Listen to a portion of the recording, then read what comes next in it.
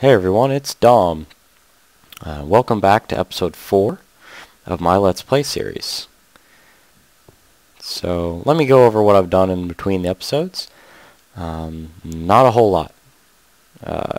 Pretty much it's been like 24 hours since I uploaded the last video. And I haven't had very much time to work on anything. But I have done a little bit more spelunking. And those caves were found directly under my base here. So what I'm going to have to do is do a little bit more spelunking to get this mob system working out, which of course this is what today's episode is dedicated to. The less cave systems you have, which means the less spaces for hostile mobs to spawn in the dark. So the first thing you want to do is, if you possibly can, find a place with a small amount of caves to build your base and your mob system over. The second thing you want to do is you want to light up any caves that are in their area, which is a very large area. Mobs can spawn, I think it's about, 256 by 256 square around you. They mostly spawn closer to you, or they might spawn, they mostly stay spawned closer to you, because after they reach a certain radius away, they have a higher chance of despawning, which is I think 30 blocks. If they're about 30 blocks away from you for about 30 seconds, they have a chance to despawn. So the closest caves should be lit up first because they have the potential of being 30 blocks away from you, and the farthest cave should be lit up last. These systems will still work even if there are caves around you. They just won't work very efficiently because some mobs will be spawning in those caves and not in your mob system. The idea of the mob system is to tackle the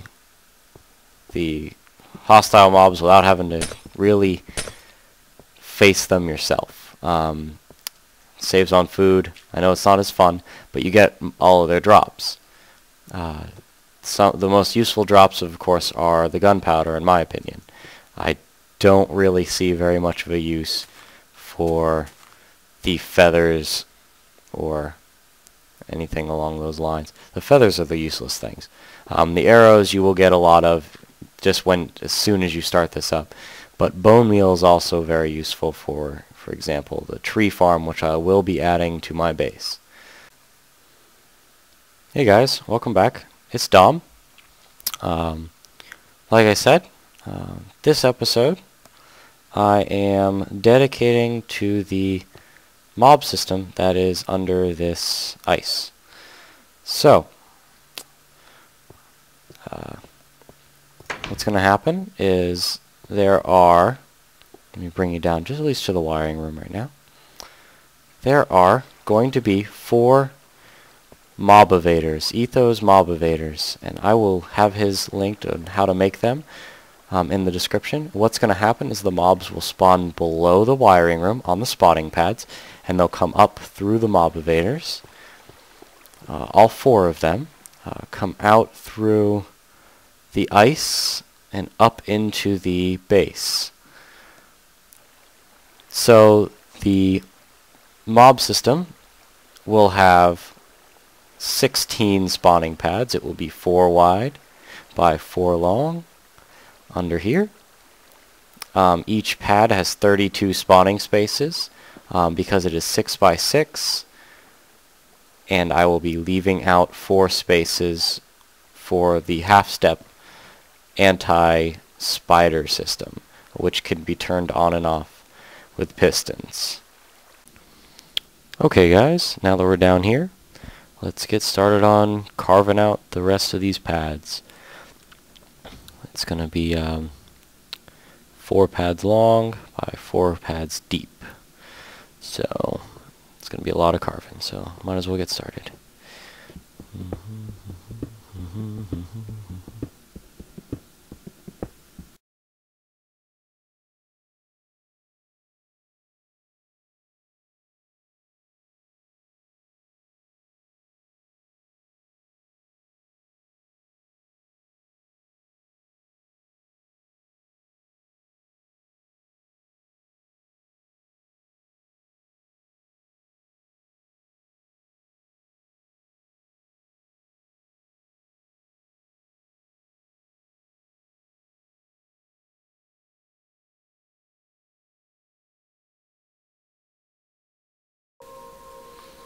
Okay, now that that's all done, as you can see, it's about 4 pads long by 4 pads deep.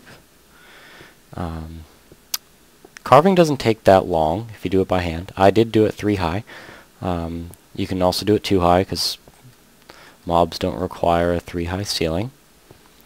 But I do like to do a 3 high just so I can jump between the pads whenever the water is running, or so I can do something else with the ceiling. Also in the future, when 1.8 comes out and the Endermen are capable of spawning on these kinds of pads, they are 3 tall. So I'm assuming that they need a 3 high clearance to spawn. Unless there's some sort of other condition for them, but that's why I left it 3 high for now. It might end up 2 high in the future, and then I might have to modify it or something later. But so yeah, now the next process is to dig down these channels one more deeper. So let's go ahead and do that. This allows the mobs to get into the water streams and not be able to get back out, because they will be jumping around and stuff. It just keeps them in them. So let me just finish up this, and that'll be good.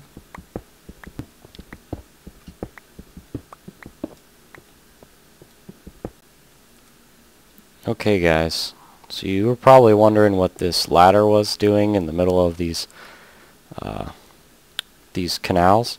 This is actually one of my entrances to cave systems that I've been trying to light up completely so that my mob system's more efficient. So don't think that I'm hiding a room on you or anything. That's all it is. This is down into another cave system where bad things are still here. Yeah. So let me finish digging those things out. Okay guys, now that all the canals are dug down to 2 deep, let's start placing our water. So the goal is to force all the mobs into these corners, not these ones, but these corners where the tubes will be up to the surface. So we have to be a little bit inventive with the process, just a little bit. So I have a couple of plans to be able to move all the water out, but so let me just start on that. Hold on. Okay guys, so in the corner pads, the water that's touching the wall, we will put right against. So that's where that's going, on both of them. Let's go ahead and fill these in. Okay. Okay guys, all the corners have water up. So what we're going to do is now fill in the side entries. So over there, over there, over there, and over there. So we're just going to add the water to right here at the corner edges. Now, don't worry about dead zones right now, because it'll all be fixed as soon as the water is filled in. There's going to be a little bit of inventing happening at most of the intersections. So let's just get this done. Okay, now that all the water source blocks have stopped draining into our area, let's start carving out these main intersections off of the center, because what's going to happen is the mobs will flow in this direction, they will flow in this direction, but they have to split up into 2 directions, or direct into 1 direction, which I would like them to go into 2. So what we're going to do is we're going to jump down here,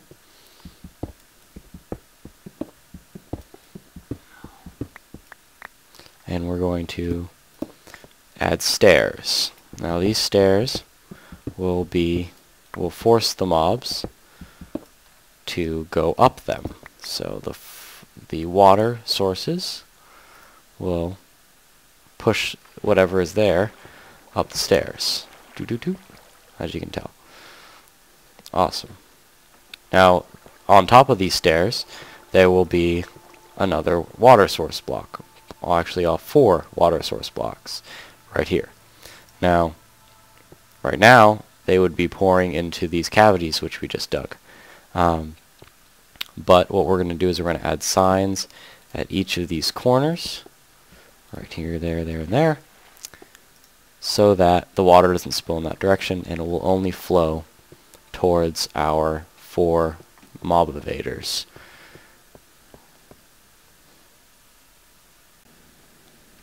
Okay, all the intersections are done with stairs and holes, so let's go ahead and add our signs in.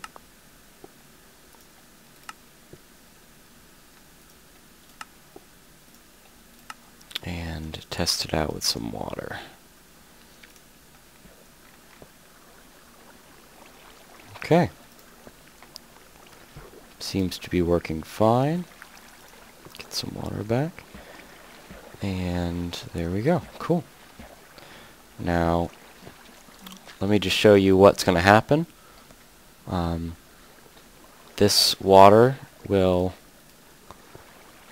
go out of this water source. It will fall down this block, and it will push the mobs up into this stream. So let's just watch it happen. There we go. And there should be absolutely no dead zones.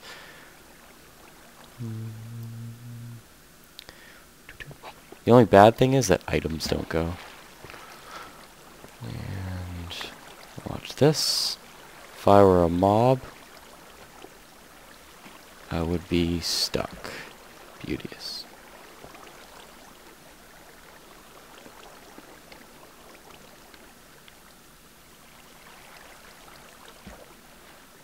Oh, hold on.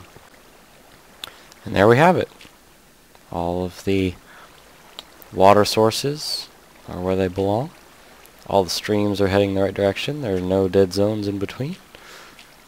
As you can see, everything's running, moving. So if I were a mob, and I was just messing around, jumping, and let's see what happens to me.